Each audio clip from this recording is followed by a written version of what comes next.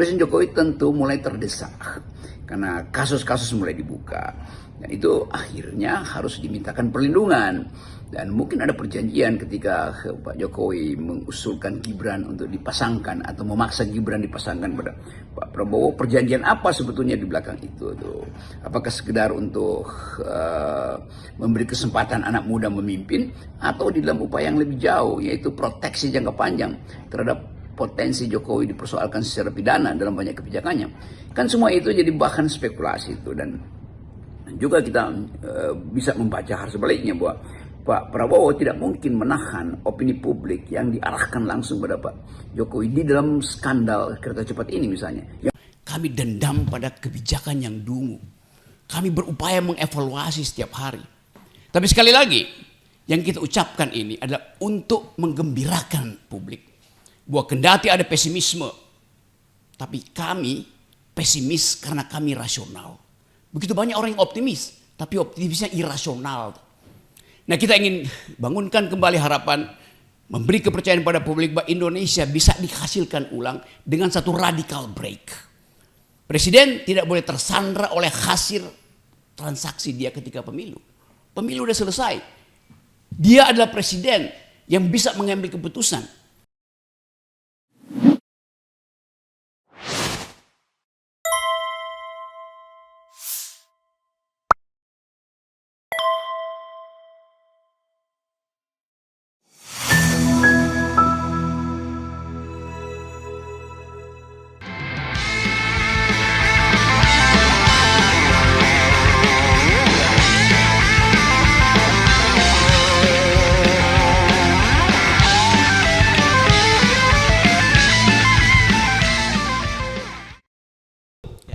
Oke, teman-teman semua, netizen, mak-mak, BEM, jurnalis. Anda ingat bahwa 5 tahun lalu diambil keputusan untuk membentuk satu organisasi masyarakat untuk menghidupkan harapan pada negeri ini. Namanya KAMI, Koalisi Aksi Menyelamatkan Indonesia. Menyelamatkan, kami memilih istilah itu, menyelamatkan.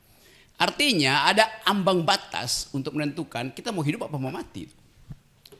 Tapi tadi teman-teman saya berupaya untuk mencari dasar masih ada harapan apa enggak tuh. Kelihatannya enggak ada itu. Pak Abbas tadi merumuskan dengan baik. We are decaying from within. Membusuk dari dalam tuh. Jadi peristiwa selama 1 tahun ini, yaitu kepemimpinan Presiden Prabowo, yang kemudian di ujungnya diikuti oleh tragika bencana, membuat kita merenung kembali apakah tesis kami itu masih berlaku apa tidak, tesis KAMI masih bisa didukung atau tidak. Dan sangat relevan kita mesti bicara hari-hari ini, karena ada hal yang memungkinkan kita mengorganisir kembali kapasitas kita bernegara. Karena itu yang hancur. Kami adalah persekutuan kaum yang berpikir, beroposisi dengan konsep, mengucapkan sesuatu dengan keberanian argumentatif. Jadi kalau disebut bahwa kami ini adalah orang-orang yang berpikir, memang itu yang kami pilih tuh. Tetapi kelihatannya Presiden Prabowo agak peka dengan orang-orang yang berpikir tuh. Karena itu beliau kemarin mengatakan banyak orang pintar tapi cuman bisa bicara. Banyak orang pinter tapi jadi pengkritik pemerintah.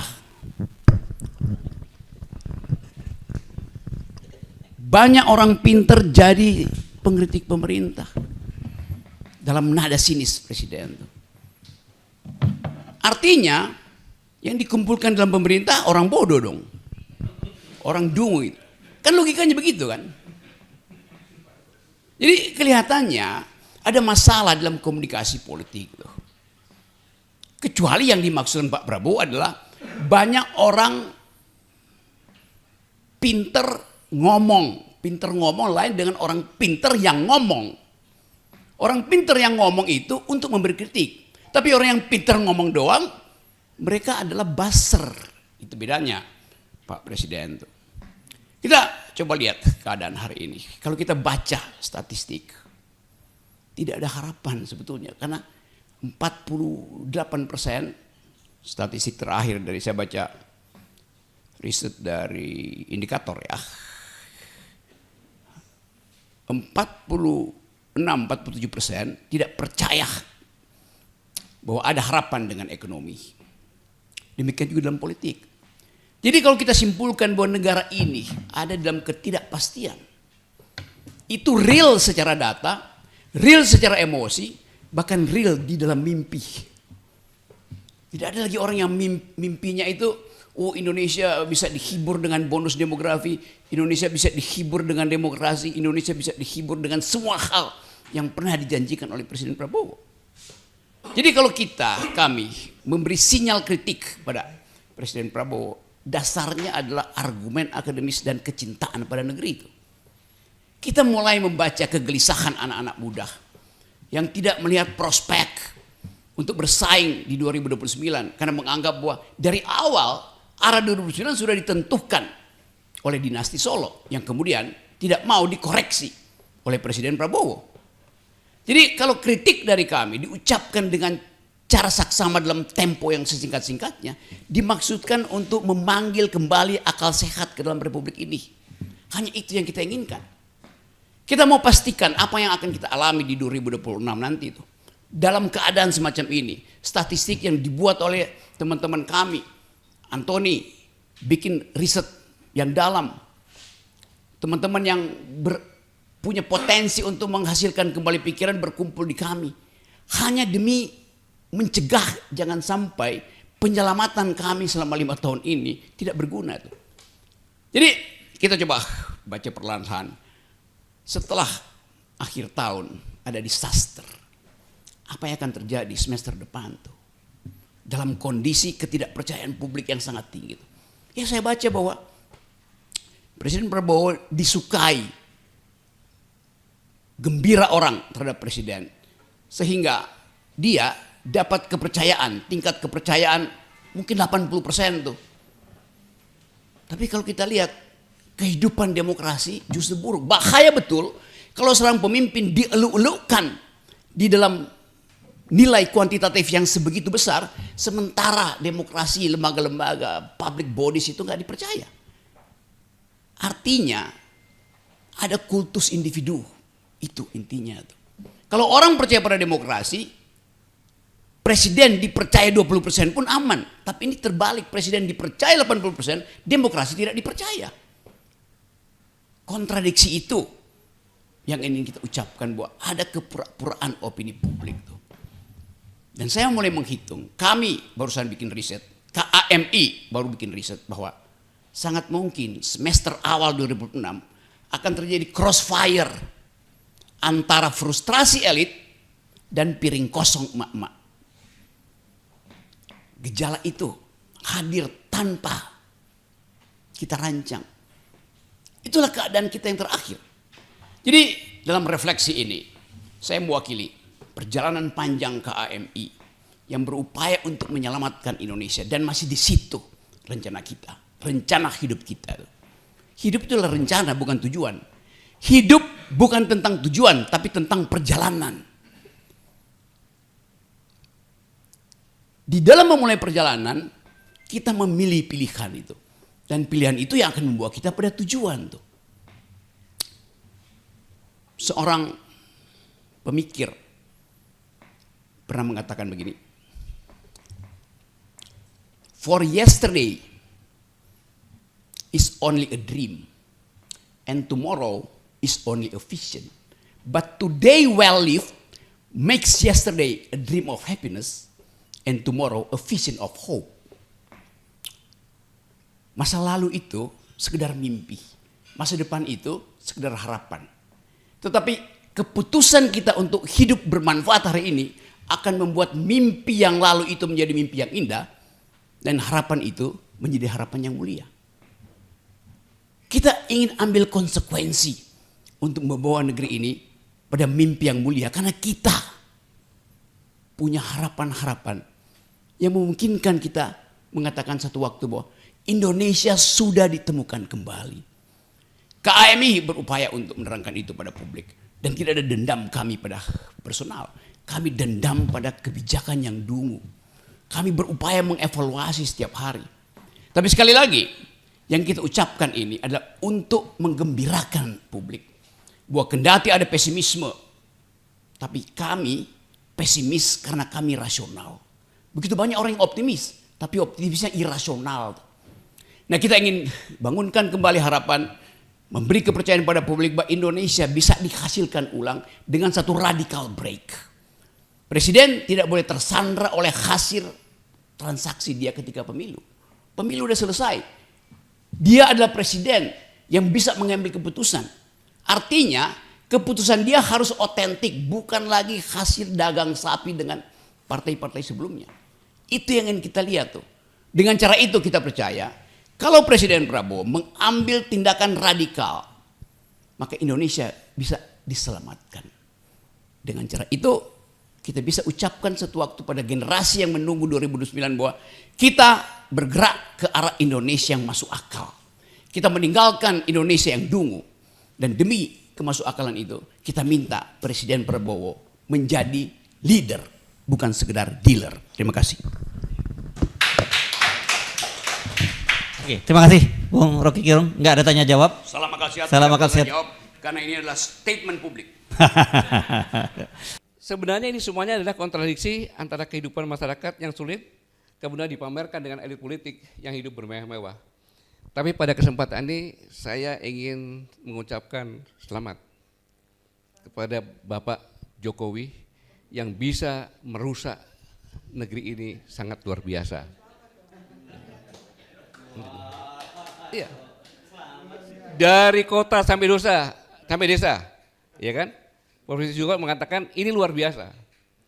Kita ngurus KTP saja sekarang ini, ada sebagian waktu itu mantan anak buah saya, ya kan? Wanita sampai jam 11 malam. Kamu bawa duit berapa? 2.500, kok bayar 500? Iya selesai Pak katanya. Jadi korupsi ini di KKN sudah berjalan. KKN-nya sangat luar biasa. Maka saya tadi mendengarkan Prof. Siti bicara itu sedih. Beliau ikut demonstrasi ya 98 dengan niat lebih baik lagi kan gitu semuanya. Ternyata yang didapat peneliti lagi kan terbalik. Jadi saya mau sampaikan, saya tanya kepada ketiga penulis ini. Kira-kira untuk memperbaiki kerusakan geografi, demografi, kondisi sosial dan politik yang dibuat oleh Presiden Jokowi, 100 tahun bisa kembali sempurna enggak? Prof, kira-kira gimana Pak? Iya. Iya. Ini kan kita eranya sudah berubah ya. Jadi kalau kita gunakan iptekin, kita maksimalkan dengan semangat tinggi, kerjaan 1 tahun itu bisa di-squeeze menjadi 4 bulan. Saya sudah membuktikan itu dan bisa. Lah, kalau tadi itu kolektif semangatnya, tapi kalau kita katanya tadi itu ada musuh dalam selimut dan kita tidak bisa menyelesaikan musuh dalam selimut, sampai kapanpun kita akan menggantang asap seperti ini. Terima kasih. Jadi intinya tidak bisa kembali lagi gitu ya. Silakan. Ya, kita sama-sama merdeka dengan Korea Selatan. Korea Selatan bisa apa? Bisa mengadili pemimpin-pemimpinnya yang salah.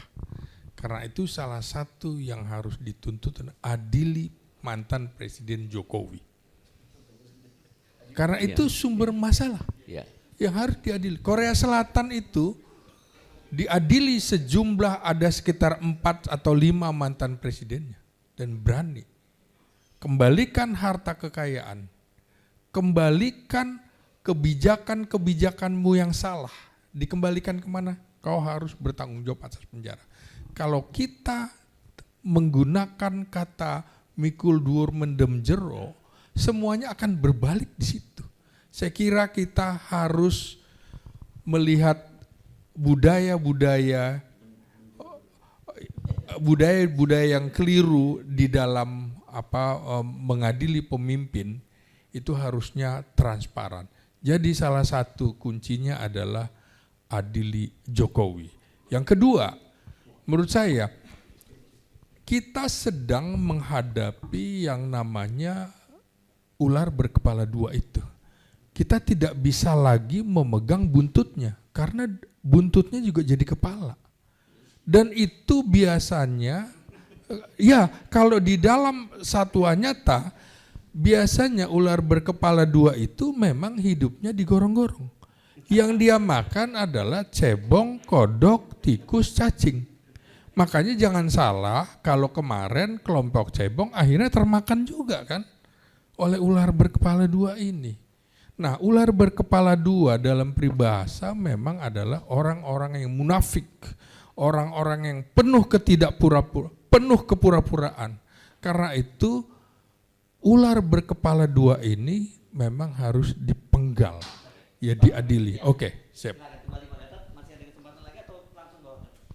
Biar Pak Mulyadi sekalian. Kalau saya ya, memang membutuhkan waktu gitu ya. Tapi untuk sekarang ya, apa sih susahnya mengatakan bahwa adili Jokowi? Mengadili Jokowi itu separuh masalah kita selesai. Kira-kira gitu ya. Tapi tidak selesai, tidak semua selesai. Karena kerusakan ditimbulkan 10 tahun, itu sama dengan membutuhkan waktu 500 tahun untuk memperbaiki demokrasi gitu kan. Ini merusak demokrasi, Pak. Saya kira gitu. Terima kasih. Memang saya menyampaikan bahwa yang dibebankan kepada Presiden Prabowo sangat berat. Dirusak sedemikian rupanya, sedangkan ini baru 1 tahun kan, gitu. Tapi sudah demo dan sebagainya ini. Ini adalah bukan permasalahan salah perorangan, tapi situasi yang seperti ini.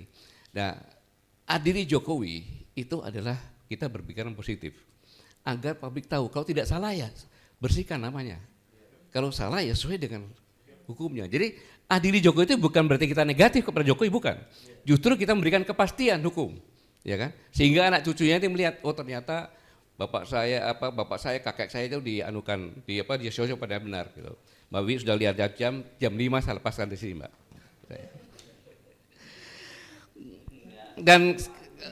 Dan kemarin ini yang luar biasa, saya sebutkan ada 3 kelompok kemarin, yaitu aktivis dengan mahasiswa, ya. Kemudian kelompok yang benar-benar marah karena akumulasi yang dihadapi. Yang ketiga adalah kelompok yang menjadi penunggang gelap. Iya, yang buat kerusuhan, pembakaran, penjarahan. Membakar halte bus itu tidak mudah loh. Iya, harus ada persiapan. Bawa tangga, naik ke atas, bakar dan sebagainya kan itu. Ini bukan kelakuan mahasiswa. Bukan kelakuan yang marah, tidak seperti itu gitu. Nah, ini yang perlu benar-benar, tetapi sangat disayangkan aparat tidak bisa membedakan antara demonstran murni dengan melakukan pembakaran. Bahkan kebanyakan korbannya yang demonstrasi yang murni gitu. Nah, dan memang dari kesimpulan pembicara yang terdahulu, intinya adalah meminta kepada Presiden segera mereshuffle kabinet terima kasih. Sengaja saya tidak bilang Solo karena saya orang di Solo. Jadi kabinet terima kasih gitu. Ya. Yang kedua, reformasi kepolisian, ya, dan mengganti Kapolri. Dan yang ketiga adalah kembalikan independen dari KPK, sehingga kita bisa menekan. Itu intinya. Ya, tapi yang sekarang ini saya senang sekali bahwa semua pembicara ini meyakinkan saya yang akan saya bicarakan ini. Mbak Wi tadi bahwa tolok ukur dari reformasi itu adalah harusnya pelayanan publik lebih baik. Tapi ternyata terbalik kan, tidak lebih baik. Jadi dapat dikatakan reformasi ini, kalau reformasi berhasil. Tetapi reformasi tanpa disiapkan dengan benar, hasilnya seperti sekarang ini. Kemudian sekarang terbelah-belah masyarakat. Bahkan aparat keamanan, tangan kanan dan tangan kiri Presiden, itu tidak akur dengan tadi dikatakan. Ya, mana ada sama-sama pejabat kok saling menjelekkan. Gitu. Tadi yang anggota Kapolri tadi, dia tidak punya salah apa-apa nganterin disabel kan. Lagi di warung, dicekek, terus disebutkan provokator. Kemudian anggota Intel juga. Kalau aparat tahu, pasti dia nggak seperti itu. Dia tidak mendiskreditkan, padahal tangan kanan Presiden itu pada saat tertib sipil, itu polisi tangan kanannya. Pada saat darurat militer, itu tentara.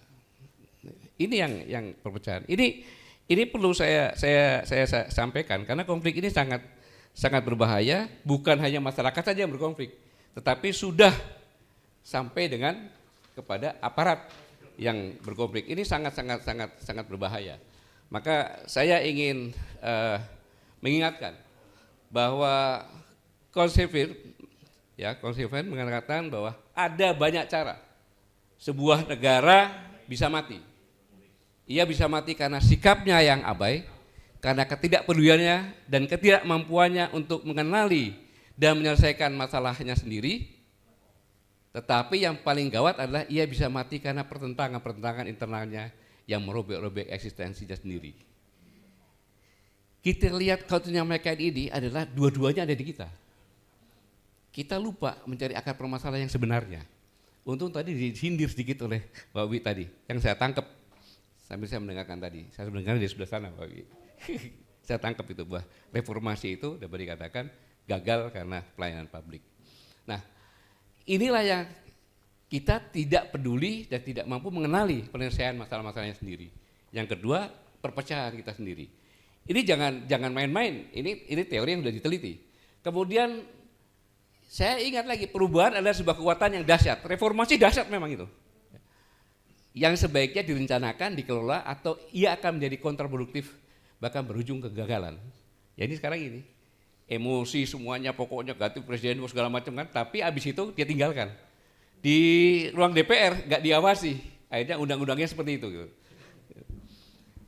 Tapi ada juga Jean-Jacques Rousseau mengatakan bahwa kita ini punya modal yang disampaikan oleh beliau. Tidak ada patriotisme tanpa kemerdekaan.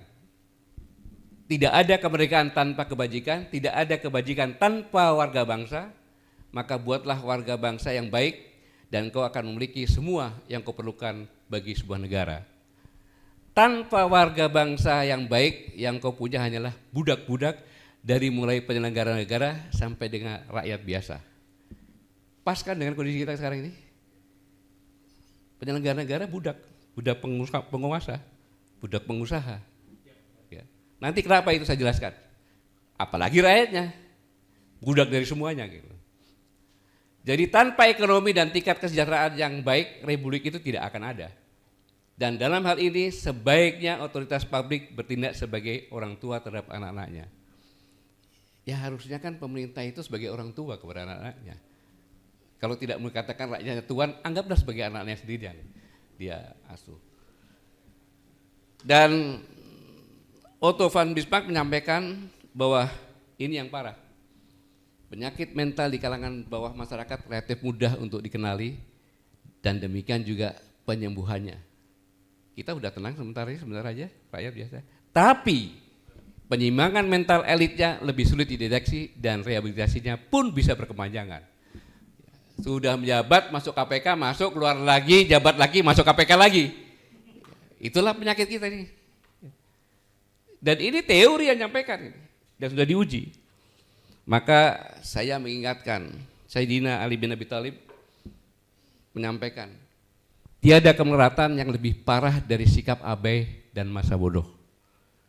Jadi kita mengajak kita semuanya, janganlah kita bersikap abai dan masa bodoh. Mengapa demikian? Tersinggung boleh, tidak tersinggung boleh.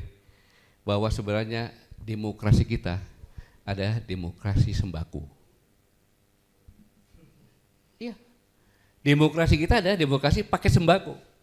Yang mengatakan one person, one food. Demokrasi dijual harga murah. Satu suara cukup sebungkus sembako. Kalau tambahan 50.000 boleh 100.000. Masa depan bangsa ini jadi taruhan.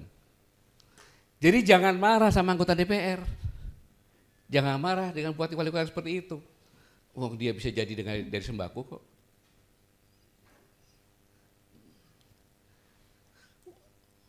Memang terdengar indah teori ini, one person one food. Tapi mengabaikan realitas bahwa mayoritas pemilih kita masih bisa dibeli dengan paket sembako seharga 100.000. Kita tidak membangun sistem politik berdasarkan asumsi idealis tentang educate for, tapi di negara yang sebagian besar rakyatnya masih khawatir besok mau makan apa? Ya kasih sembako ya terima duluan aja. Wong dia besok makan apa nggak jelas. Maka saudara-saudara sekalian, ketika Indonesia sedang marah, hasil demokrasi yang mengecewakan, mungkin inilah saatnya kita berani mempertanyakan asumsi fundamental kita tentang bagaimana seharusnya keputusan politik dibuat di negeri ini. Kalau kita tidak berubah ini, ya berubah nggak akan berubah. Wong yang menguasai negara ini hanya ketua partai saja, ditambah lagi telah ketua Mahkamah Agung, Mahkamah Konstitusi, presiden, wakil presiden, selesai.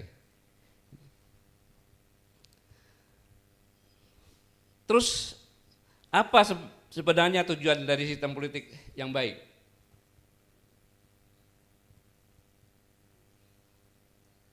Jadi tujuannya bukan untuk memenuhi idealisme teoritis tentang quality atau freedom, bukan untuk membuat semua orang merasa diwakili atau berpartisipasi, tapi tujuannya adalah sistem politik yang baik adalah menghasilkan keputusan kolektif terbaik untuk kesejahteraan dan jangka panjang masyarakatnya. Ini tujuannya sebenarnya. Inilah yang seharusnya kalau benar-benar kita sepakat dengan definisi ini, maka pertanyaan berikutnya apakah ketika sistem demokrasi bisa dibajak dengan modal berapa miliar rupiah untuk membeli jutaan suara, apakah itu masih demokrasi? Pak Mulyadi? Jelas jawabannya tidak ya Pak Mulyadi ya. Semua suara memiliki kualitas informasi dan pertimbangan yang sama. Masa seorang Profesor Siti Suro, maaf, dalam voting itu sama dengan orang yang sedikit gila tapi belum masuk rumah sakit bisa memilih. Loh, buktinya gitu kan? Atau minimal karena lihat merah, kuning, biru, ya dengan pakai sembako kita pilih itu. Seorang profesor, seorang doktor, gawannya. Terus entah apa kalau voting. Ini sebenarnya yang dapat dikatakan kalau menurut bahasanya Mbak Bi tadi, wong pinter lan wong edan, ya kan? Suaranya podo wae. Ini realisme sebenarnya. Kualitas keputusan tidak bisa dihasilkan dari kuantitas suara, tapi mempertimbangkan kualitas pemikiran dan semua yang dibalik suara itu seharusnya. Di pemilu terakhir di tempat-tempat miskin itu antara 50 sampai 150. Antara 50 sampai 150. Karena mereka sebagian belum tahu besok mau makan apa. Bayangkan. Plus janji-janji kosong tentunya kan. 50 plus janji kosong. Nah, maka ketika sistem demokrasi bisa dibajak dengan modal tersebut, maka plutokrasi yang menang adalah yang punya uang paling banyak untuk membeli suara rakyat miskin. Uang banyak dari mana? Dari pengusaha. Biasa bupati DPR itu kok daerah mendekati pengusaha, pinjam uang atau transaksional dengan jabatannya akan diambil. Ini yang terjadi. Jadi kalau anggota DPR yang kemarin dicopot seperti itu, ya itu dari hasil sembako gimana? Terus pertanyaan yang lebih tragis lagi, siapa yang harus menertibkan sistem ini? KPU. KPU itu kan anggota pilihnya melalui ideal politik, iya kan? KPU dipilih melalui ideal politik loh. Bawaslu dari pemerintah juga, iya kan? Bawaslu di pemerintah juga anggarannya. Maka tergantung pada pemerintah. Polisi atasannya adalah produk politik yang sama. Loh, dipilih oleh pemerintah kok. Jadi ini dengan kejadian sekarang ini sama persis. Serigala suruh mengamankan domba. Ya diterkam dombanya. Ini kan gitu sama. Kalau kita lihat, begitu polisi udah pakai Robocop kan, gebukin semuanya. Bahkan temannya sendiri pun yang kelihatan itu digebukin sampai dia tendang lagi kan. Ada seperti itu. Jadi bukan salah polisi, bukan salah semua. Sistem kita yang seperti ini. Ya serigala suruh jaga domba ya meleng dimakan lah gitu kan.